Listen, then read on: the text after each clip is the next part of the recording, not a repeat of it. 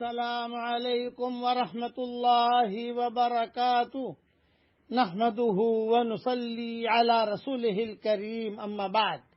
آج کا سبق سن لیجئے۔ آج کے سبق کی سرخی ہے زنا سے بچیے، پارٹ نمبر 40۔ حضرت عبداللہ بن عمر رضی اللہ تعالیٰ عنہ فرماتے ہیں کہ میں نے یہ حدیث حضرت محمد صلی اللہ علیہ وسلم سے 7 مرتبہ سے بھی زیادہ مرتبہ سنی ہے۔ آپ نے فرمایا، بنی اسرائیل کی قوم میں کفل نامی ایک شخص تھا جو گناہوں کے کرنے میں بڑا بے باک تھا۔ ایک مرتبہ ایک عورت آئی جو بہت مجبور تھی۔ اس نے اس کو 60 دینار اس شرط پر دیے کہ وہ اسے اپنے ساتھ گناہ کرنے دے۔ عورت راضی ہو گئی۔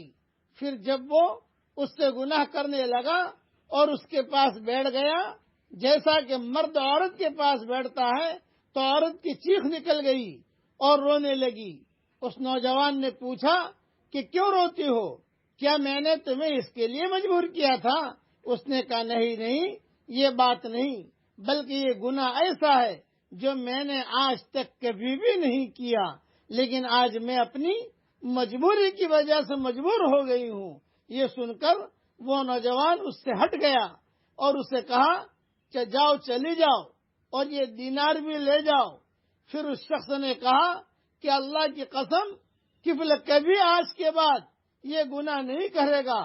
پھر کی روایت میں یہ ہے کہ وہ کفل کا اسی رات انتقال ہو گیا، اسی رات اس کا انتقال ہوا۔ صبح ہوئی تو اس کے گھر کے دروازے پر لکھا ہوا تھا، قد غفر اللہ الکفل، اللہ تعالیٰ نے کفل کی مغفرت کر دی۔ یہ قصے میں میری کتابوں میں لکھ چکا ہوں حوالوں کے ساتھ۔ 7 مرتبہ سے زیادہ یہ حدیث میں نے سنی ہے۔ عبداللہ بن عمر کہتے تھے، اس لیے اس قسم کی اگر لت پڑی ہوئی ہے تو اسے چھوڑنے کی فکر کیجئے اور اس کو اپنی زندگی سے نکالیے۔ اللہ تعالیٰ سے چپکے چاہیے کہ اللہ مجھے اس گناہ سے بچا۔ اب میرے ساتھ پڑھ لیجئے، رب ارحمہما کما ربیانی صغیرا۔ یہ اللہ تعالیٰ کی طرف سے پڑھوایا گیا ہے کہ یہ جملہ پڑھو، ماں باپ کے لیے دعا ہے۔ ترجمہ پڑھ لیجئے کہ اے اللہ میرے ماں باپ پر رحم فرما،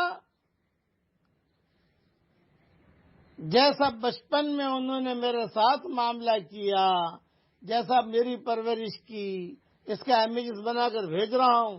علماء نے لکھا ہے کم سے کم دن میں 2 مرتبہ 3 مرتبہ آدمی یہ دعا پڑھتا رہے تو ماں باپ کا حق بھی ادا ہوتا رہے گا، کہ ماں باپ کا حق تو کوئی ادا نہیں کر سکتا، لیکن اسے پڑھتے رہنا چاہیے۔ اللہ تعالی ہم سب سے راضی ہو جائے اور گناہوں سے، جاہی باہی گناہوں سے اللہ ہم سب کی پوری حفاظت فرمائے۔ آمین۔